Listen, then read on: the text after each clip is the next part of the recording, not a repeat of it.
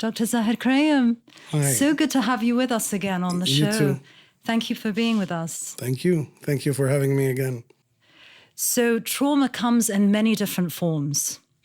Can you talk us through the different types of trauma and their characteristics? So I'd like to start with a kind of a definition of trauma. So it's a emotional wound that hasn't been healed yet. And if we want to talk about the different types, if you want to characterize them like that, there's obviously physical abuse, emotional abuse, there's neglect. There's also trauma that we see when you see soldiers go to war and come back. So there's various types, but a lot of the trauma can be emotional and unseen, and some of it is based on physical, sexual abuse, and also, as we all know, war veterans, or also people who are facing those circumstances, as well as displaced people and immigrants, and when they're displaced because of war circumstances and natural disasters. So there's different types, but it's important to define what trauma is. So it's a wound that hasn't been healed and makes the person stuck in that particular place. Okay. And can people essentially forget that they've had trauma only later to have an experience whereby it's triggered again?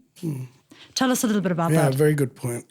So our most common defense mechanism as human beings, one of the most common ones is repression. Right. So to deal with the trauma, most humans repress the memory. It can happen also naturally. The brain can't handle the impact of the traumatic incident. So it goes to a place in the brain, and that's not accessed until something, it can be a smell, it can be a sight, it can be an emotional reaction due to a relationship that triggers a traumatic response, which is usually reactive. So very good question, I guess. And so if you want me to elaborate more on that point. Please, if you can, that would be great. Yeah. So there's usually a place in the hippocampus that stores these old painful memories. And sometimes when we're faced with a reminder of that trauma, even though it's dormant for a very long time, that trauma memory can be retrieved by the brain. And we have a reactive reaction that is related to the limbic system reacting in the moment due to how intense the trauma is. Okay. So how scary the trauma is. So the limbic system, the amygdala, which is the fear response, reacts to what's going on in real life. So going to the point of trauma-based therapy, are people often worried about reliving that same trauma in the therapy? And what advice do you give to those who are not very familiar with trauma therapy? Very great question. Of course, a person coming for trauma therapy is terrified to relive the experience, to even remember the experience. And they come to therapy to be able to be more responsive in their daily life, to be more flexible, to be able to have normal relationships. So to answer your question, in order to help them face the memory or the story, the narrative they have about what happened, it's very important to stabilize the person. And we do that through, similar to when we talked about anxiety, the grounding techniques, breathing techniques, so that they know how to regulate their nervous system. That's one. Two, the therapist is also an agent of regulation. So the therapist has to be well regulated and notice their own levels of agitation or overwhelm with feelings and stay grounded to regulate the patient. And three, psych education. Also, you have to educate the patient about trauma, what happens, like we just talked about, maybe sometimes, depending on the person's knowledge base, in more simpler ways, that trauma can trigger us to have reactions and not a normal response. And so we need to learn how to regulate our nervous system. And so we help them downregulate if they get really anxious or terrified. So we teach them how to regulate their nervous system to go down through breathing. Usually longer exhales calm down the nervous system. And we upregulate sometimes when somebody has the freeze response.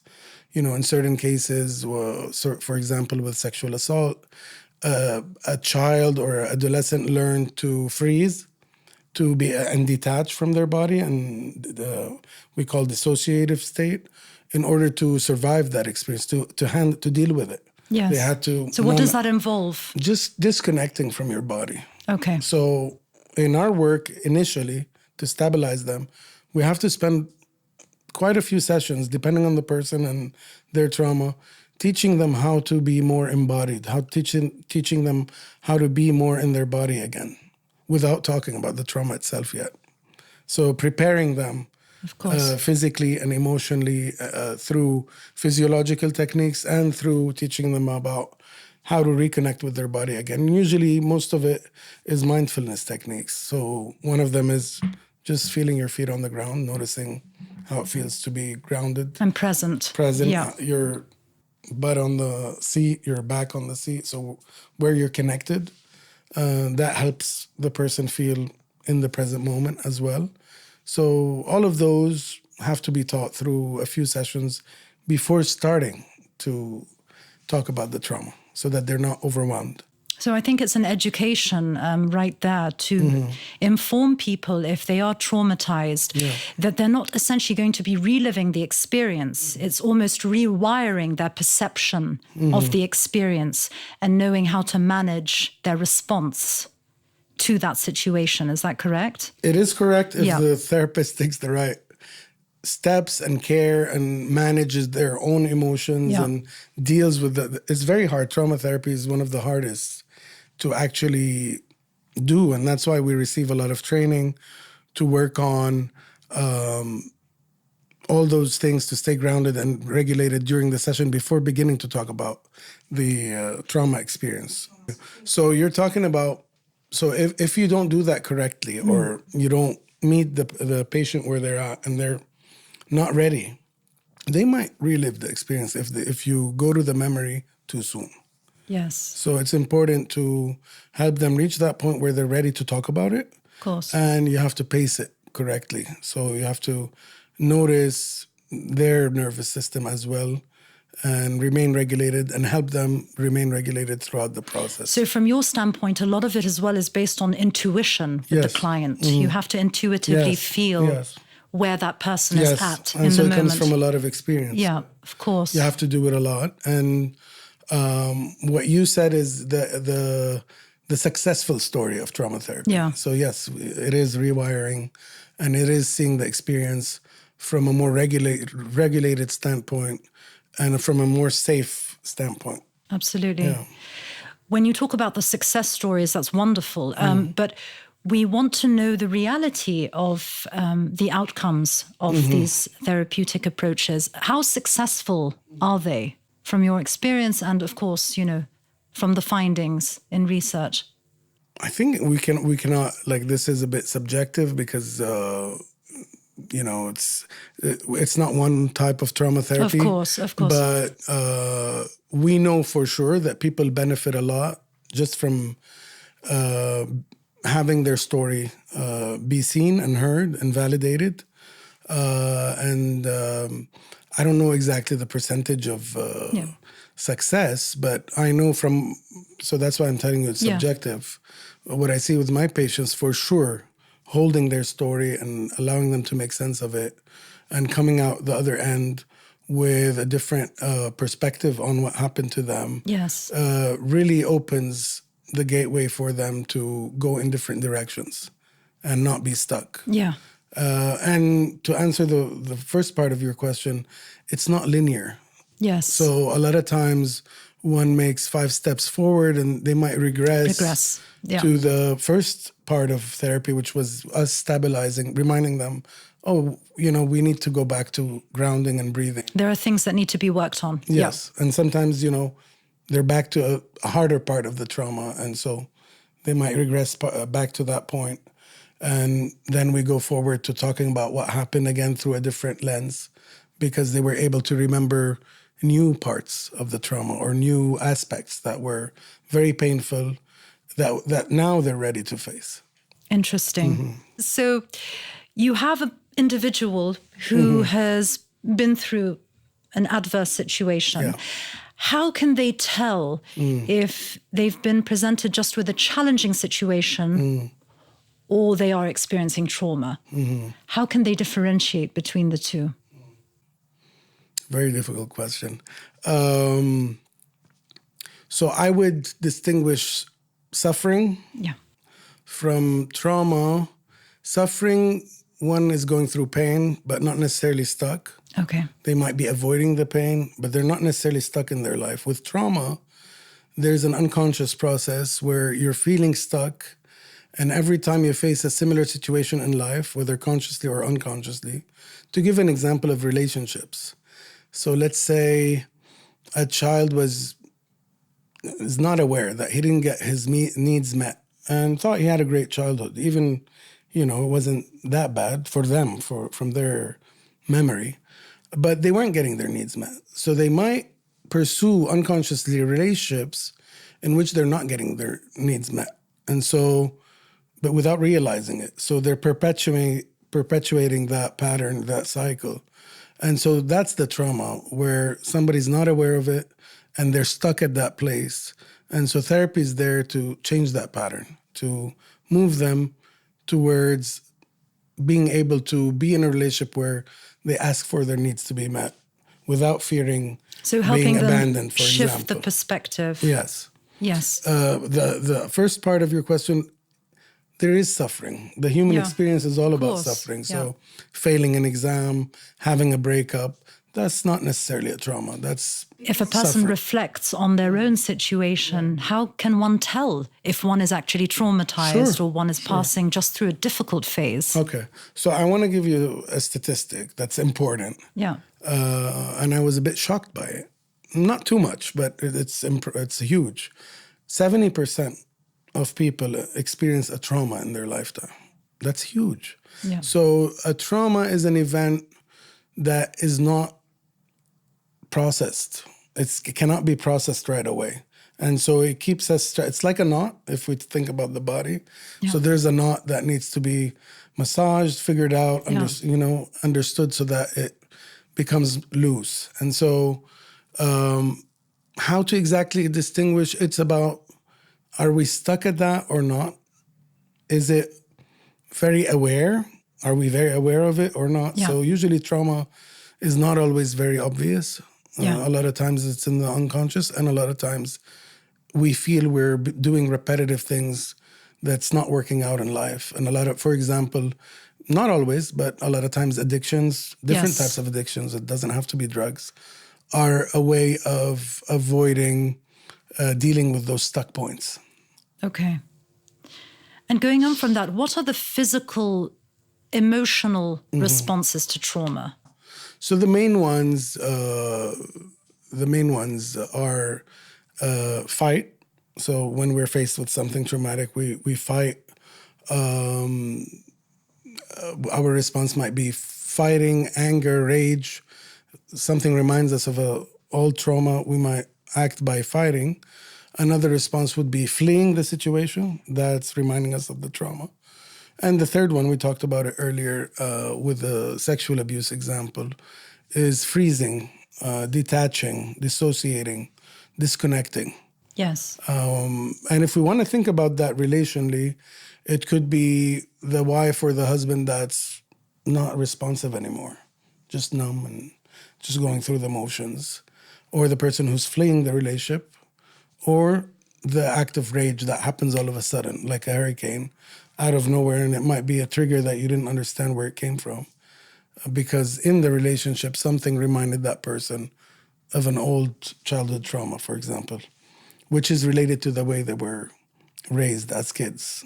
Of course. As it relates to needs being met. It doesn't have to be severe neglect. It can be just busy parents that weren't able going back to Maslow's hierarchy, correct? So, just ensuring that the basic needs are being met. And then obviously, depending on which tier has not being addressed. That's why in therapy, at the first stage of trauma therapy, safety, establishing safety in the room, establishing a trusting environment, a contained environment is so imperative for the therapy to be successful and for the patient to feel comfortable going there. Are you more sensitive when you're dealing with trauma patients or clients? Are you more sensitive about the setting that you've created to ensure that they are feeling that sense of safety and security? So what do you do? What are the measures? What are the aesthetics that you try to create within the room,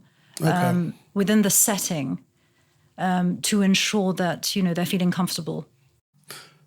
Well, to be honest, this doesn't happen always in Lebanon, but it's very important to be seated like us without a table between us so that there's this form of working together alongside each other and having this free-flowing communication.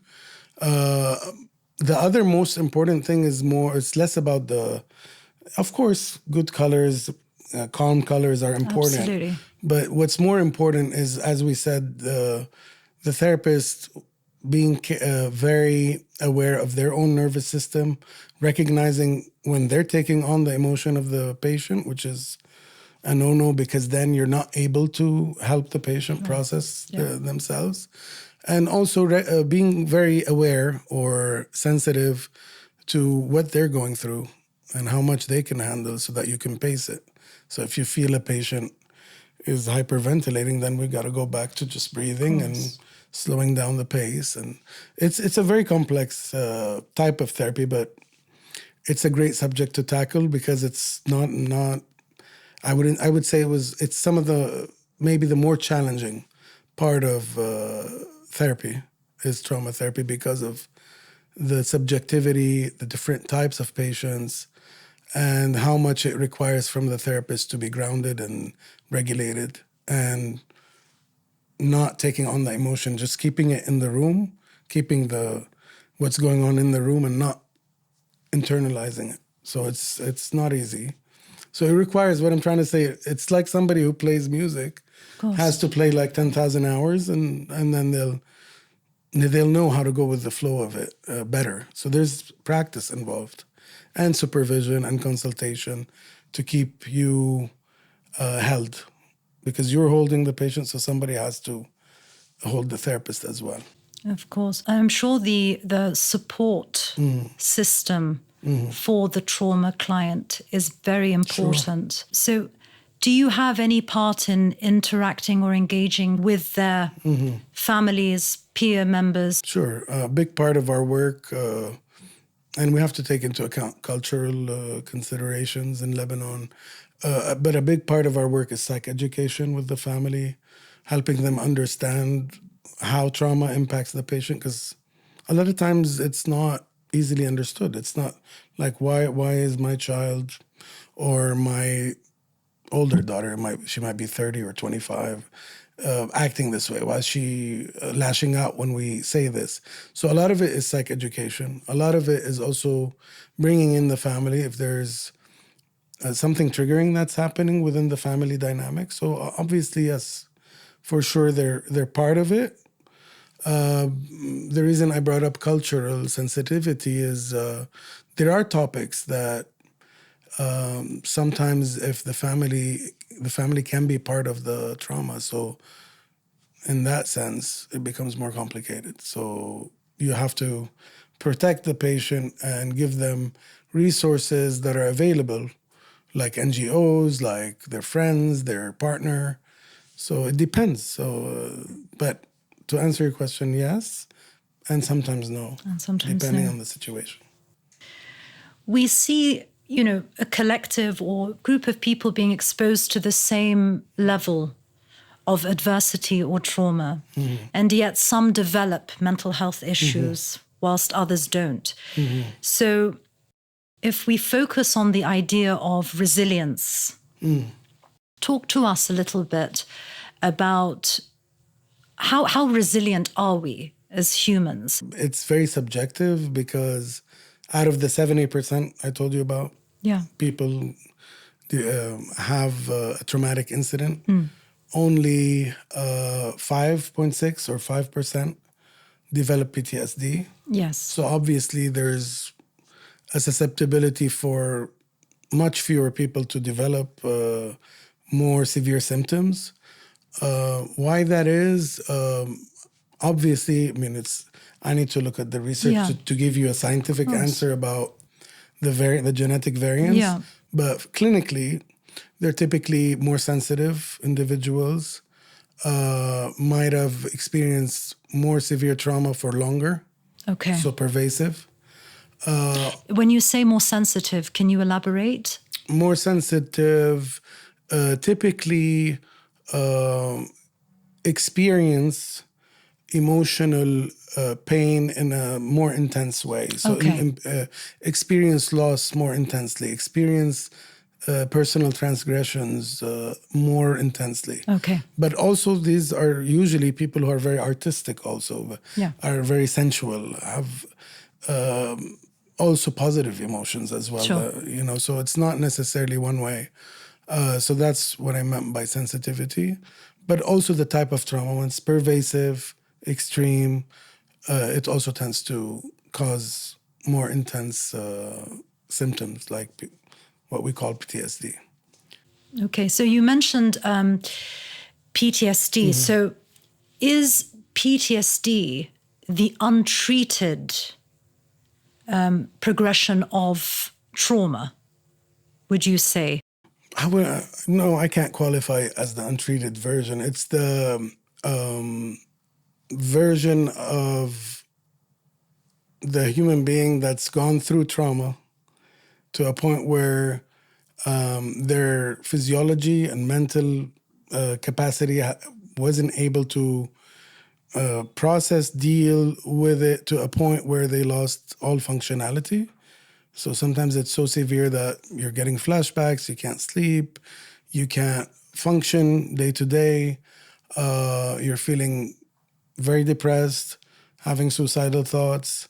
So we see that with someone who comes back from combat, for example. So I can't say it's not treated, it's just the intensity of the experience and the trauma was to the point where they came back with post-traumatic stress. But in some cases, trauma has been left untreated. Sure. And then it exacerbates into something more intense. So then would it then qualify as PTSD? I would tend to call that complex trauma. So if somebody Okay. has a trauma that wasn't treated, and then due to them not being aware of their own organization and how chaotic things can develop and can become, they experience several other traumas at different levels. It can be relational, it can be with their mostly it's relational, but it could be also through the way they handle the trauma. It could be through their addictions, that these traumas become more complex and multi-layered. Okay. So, and talk to us about the risk factors associated with the development of PTSD. one of the main ones is not having a loving household or a connected household. Okay. So that's a big risk factor. The support system you talked about, Yeah. community around Sure. you, is also a big factor. Lack of one of the biggest ones, lack of sense of safety. So the Yeah. Maslow's hierarchy, you have to have your basic needs met. Yes. So all those are risk factors that impact the likelihood of trauma happening more, and the likelihood of us not knowing how to deal with it more, because we don't have the elements, the variables that protect us from developing more severe symptomology, more severe difficulties. Yes. And related back to childhood trauma, it's obviously difficult as adults to kind of regress and go back to that phase whereby they've faced difficulty or adversity on some level. How much of that do you see in your work, whereby trauma has kind of been kept aside until very much later, only to have it triggered again? what do you see usually related to childhood trauma?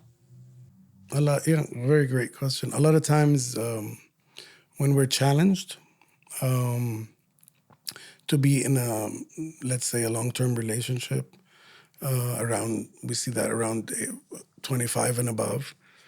So people maybe before were able to focus on their studies, go to college, be, positively distracted by work and going from one thing to another in life. But then they're faced with this challenge of how to connect with another partner and how to be with someone who also has their own needs to be met. And so that's when the conflict happens and when the old trauma comes up because the past trauma is creating obstacles. Yes, in the relationship, for example. In the so present, I wanted to give that example moving because forward. it happens a lot and that's when it shows up. Yeah. And it can show up in the form of one not realizing that the way they're dealing with their trauma is not serving their partner. So sometimes one might unconsciously be dealing with their trauma through being a workaholic, not being available for the kids and his wife, for example. And that might eventually become a very big obstacle in the relationship. And so they're forced to look at what's causing me to do that. What am I escaping? Why do I not want to be present? Why do I not want to connect with my kids? What am I running away from? So all these deep questions that are very unconscious and have to be addressed, usually in a therapeutic setting. Is it also a reluctance from their side to kind of dig up past emotions that could be attached to grief, remorse, Sure. hurt? Do you think it's more difficult for an adult to go back, into that childhood, those childhood memories, and actually work through them? I do think the older we get, Yeah. the less malleable our brain is. So it could be a bit more challenging the much older we get. Yeah. But young adults, no, it's not as challenging. What you're talking about is also, I don't want to miss the avoidance of pain. We all try avoidance. to avoid Absolutely. pain. And with trauma, it's a lot of times it's also unconscious. Yeah. We avoid it through these behaviors without being conscious about it. But it impacts us negatively because it's affecting the people around us. We might not think it's a big deal, but then it's brought to our attention. Yeah. And it's usually a yellow flag or a red flag that, okay, I need to attend to this and face it. And so it requires an experienced therapist. And that's why it's not easy talking about this, because it requires someone to help them go back to that and face that in a safe way, in a safe environment, and be able to hold that responsibility and be up for it. And it requires one to be willing to do that because they realize, okay, it's causing too many problems. I need to attend to what's going on in the past. I think understanding the past trauma certainly must help an individual to reevaluate self-actualization and goal setting. Sure. So you must see a lot of progress as well in your field being made with the client related to them and their plans for the present and future, correct? Once they've been able to overcome, the adversity of past. I wouldn't call it overcome. I would call it make sense of what happened to them. Makes sense, absolutely. Maybe be able to view it in a more realistic perspective and not a black and white, or not be able to see the world in a more realistic perspective where it's not all dangerous anymore. And so, yes, then they can shift through the process of going towards their fears.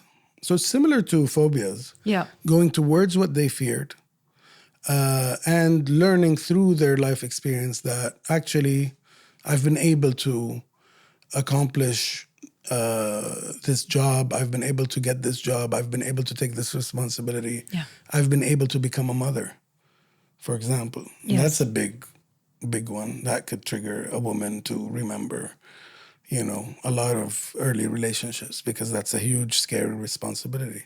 So once they're able to do that, then they internalize a new view of the world. Yes. And you build upon that. And that's the phase where post-traumatic growth happens, what we call post-traumatic growth. It can happen when someone is able to develop their life past that by finding a sense of purpose, by having more challenging goals, taking risks. So yeah, that's the latter part, the fun part, if we get there. Of course. And talk to us about collective trauma. So obviously we see a lot of things going on around us, in the media, in real life. And so what are your thoughts? I mean, how can one alleviate collectively ourselves away from traumatic events or a sequence of traumatic events, and to ensure that measures are in place to bolster our resilience, to prevent us, if you like, from regressing or Sure. potentially experiencing trauma at a later stage post-event? Very good question. Very relevant to what happened to us, I guess. Yeah. I saw this, and it's present in, I can't cite research right away. I need to look at it. But it's present in several research papers that communities that stay together in times of crisis have much better outcomes, much higher resilience, because they feel a sense of belonging. They're not alone. They might have a type of shared belief that, whatever it is, it can be religious sometimes, Yes. Oh, we're going through this, and this is a challenge God gave us, and we'll get out the other end. But it could be also a mentality that I'm not alone, and I'm here, and the way I'm going to get through this is helping others. So I saw a lot of young adults during the war driving on their bikes, helping families, and that was their way of dealing with the trauma. So definitely, it can be very positive. And I wanted to just also mention, also anxiety can be contagious, and also we have to take precautions collectively sometimes, because the collective can also be contagious in terms of can influence fear. others. Yeah. Absolutely. But how can resilience be developed as an individual? What are the practical tools or the steps to take? A big one, a cliche one, but it requires a lot of work. Of course. Is prioritizing self-care. Yeah. Whether physically, emotionally, having time for yourself to reflect on what's bothering you, taking care of your body, staying connected with loved ones, knowing what's important in your life. Eventually having that, if you have that attitude towards life, then going to therapy, it's very vital. It's not, we shouldn't wait till we're, we can't take this life anymore to go to therapy. And that's what I see more in Lebanon than in the States and Europe, for example. I didn't work in Europe, but mostly in the US, is that now it's changing with the new generation. They do go to therapy, even if it's not a big crisis, but still, our culture, it's like we need to reach the bottom till we go. And I think if it's part of our culture, that will help us with resilience, because we're not holding something alone. We have a very big protective factor in our culture that I love, is the sense of belonging. Yes. And sense of connection. Yeah. Because a big risk factor that I forgot to mention is loneliness. Absolutely. And that we see in the West a lot. And now there's a lot of research papers and books coming out on that, and how painful that is for the subject, for the person. So it's helpful that we have that communal sense still. And so reaching out will help with resilience, taking care of yourself, having your priorities straight But towards how can we yourself. take care of ourselves more to ensure that? Be intentional about having, for example, I can't preach what I don't practice. I used to practice daily meditation for 10 minutes, but Okay. I need to go back to that. I do it weekly now, so that I listen to what's bothering me. Yes. So being connected to what's bothering you is very important, so that you establish your own ability to be resilient and listen to your own narrative, your own thoughts, your own feelings. So being connected, not disconnected. Being in your body, not out of your body. Those are things that help us attune, kind of like we attune to a car that's making a noise, a sound. Yeah. And if we're not aware, we just ignore it until it breaks down. And so being attuned to yourself, having a practice, once you're not feeling well, not keeping it, repressing it, actually talking about it. So therapy can help. Being connected to friends and family helps. Having a support system.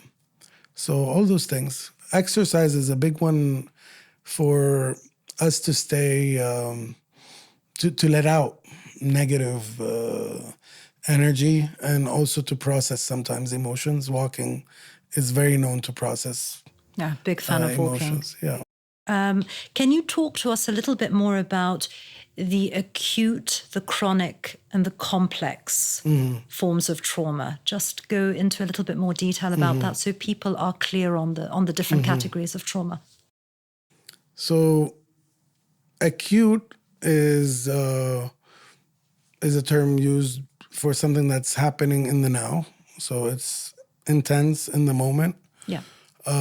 Chronic is repetitive. It's a pattern that's recurring due to a past trauma. And complex trauma is when we're not having our needs met at home as a kid, for example, in the past, and also as an adult, we're not taking care of ourselves. We internalize this view of ourselves as unlovable, and so we're getting into all these relationships that perpetuate that reality.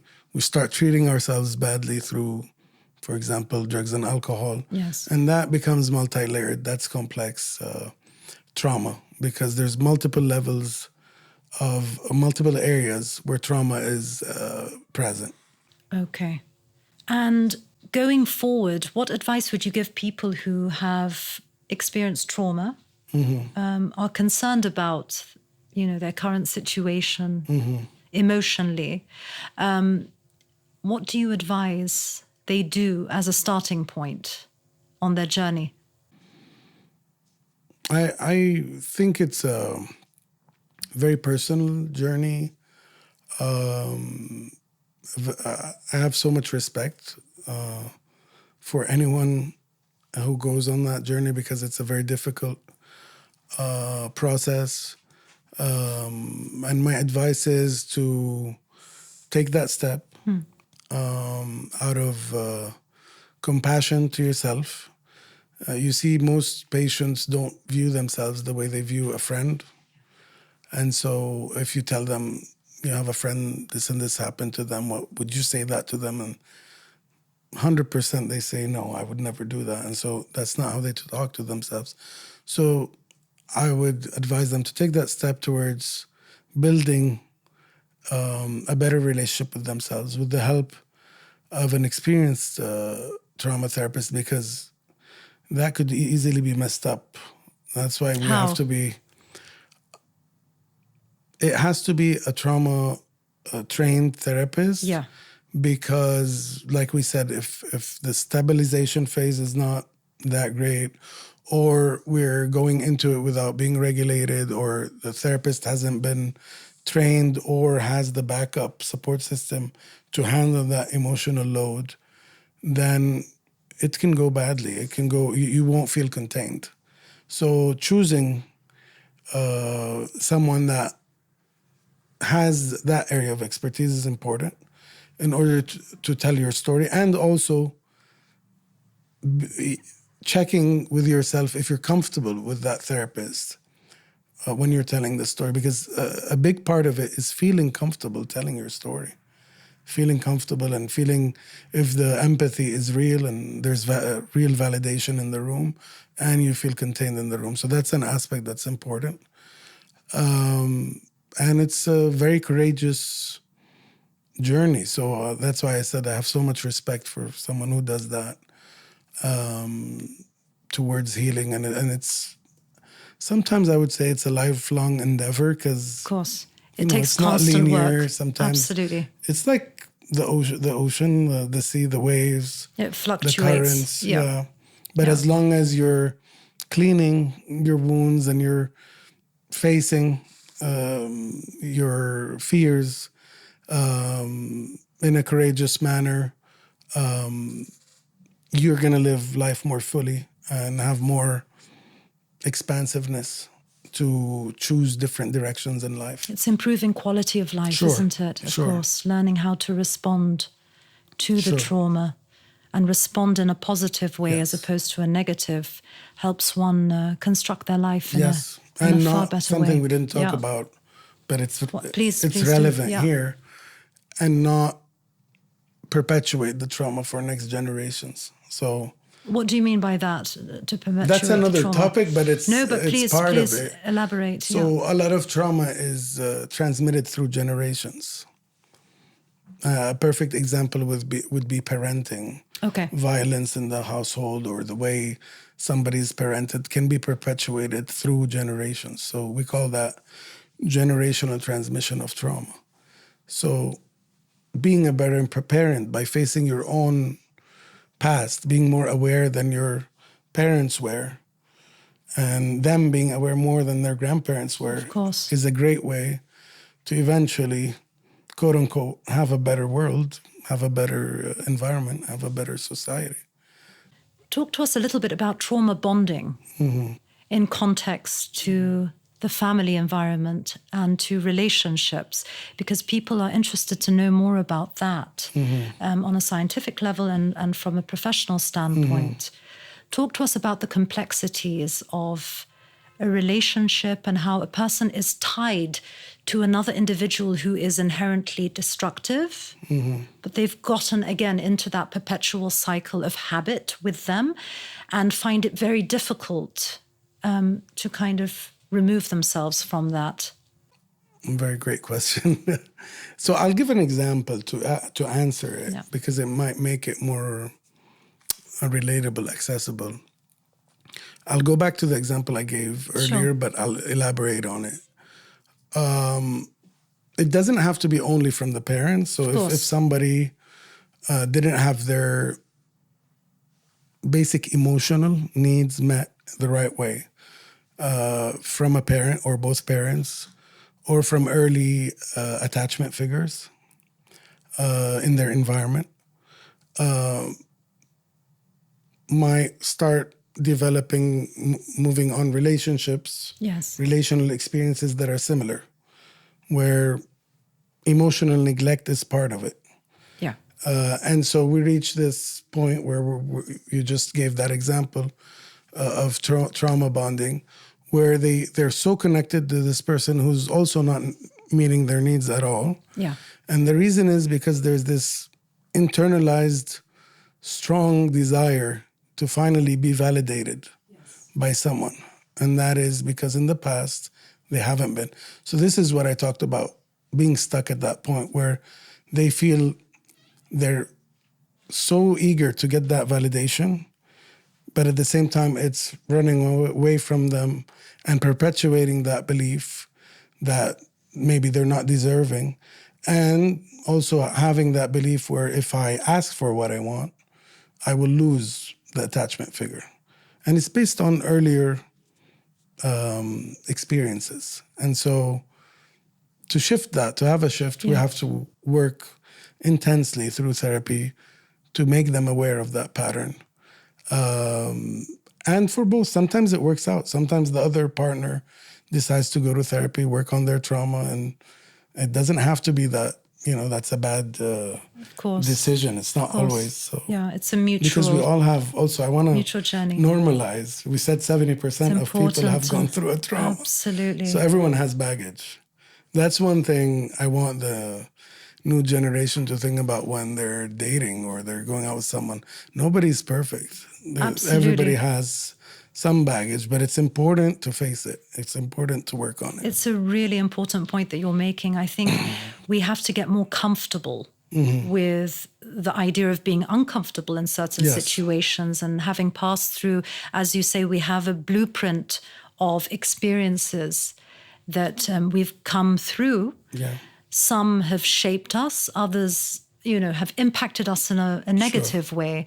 And we need to get more comfortable about having these conversations and alleviating this burden of stigma, if you like, about being uncomfortable to talk about trauma, traumatic experiences, whether it be in personal life or professional life. But do you think, in terms of society, are we doing enough collectively, or do you think we just need to get more conversations out there going, keep education and schools alive with mental health? I think it's a global issue. Yeah, not only in Lebanon. It's a lot of people. A big part of trauma we didn't talk about today, but it's such a huge topic, is shame.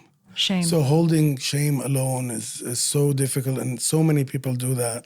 You might be with someone who's laughing all night long, but they're in pain inside and not showing it. So yes, this conversation has to be had, and we have to normalize that. A lot of people are ashamed to share, and we have to be distinctive. Or who do we share with? Of course. But also, Selective. If 70% is the number, you're definitely not alone. So it needs our attention. Yes. So from a public health perspective, it needs to be highlighted so that people are more comfortable getting the help, going to the right people, and also to be comfortable in their once the culture changes a bit, people are more comfortable to be vulnerable in their relationships and actually go there and ask those difficult questions so that they live in a healthier environment, live in a healthier relationship. And I think people need to start getting better at mindful communication as well, and knowing how to really show intent and interest in what the other person is talking about, whether it be a small detail or a much bigger issue. But I think it's all about the way that we interact with each other, especially in this time and age. We're so engrossed with the digital that we've failed to see the importance of just sitting down with someone and asking them if they're okay and being genuinely interested. That's a huge topic too. It's a huge topic that we will get into on another occasion. But trauma is linked to attention span as well. It's such a broad spectrum of things, isn't it? So not focusing, staying unfocused is not helping connecting to your And the last thing, what world. are the physiological signs that you have trauma? So how do we know physically that we may be passing through trauma? Just to kind of give people there's not insights. one thing, but a lot of times people don't know what it is because it's so foreign to them, but dissociating from your body, like feeling, we call that derealization, depersonalization, like you're looking at yourself from outside, you're numb, you're feeling numb, you're having... It doesn't have to be that, but you're having a lot of panic attacks related to a difficult situation, flashbacks, having a recurrent memory that's bothering, that you remember. Is there a lot of comorbidity involved as well? Depression? Sure, so one depression, is more, of anxiety, course, and trauma. Depression, Those are symptoms. Because that's the symptom of the underlying event. Yeah. Fantastic. Dr. Zaher Krayem, thank you so much for joining us once again. And this topic is so vast that we will definitely have another session, another podcast for us to resume. Thank you so much once again. I appreciate it. Great having you. Thank you.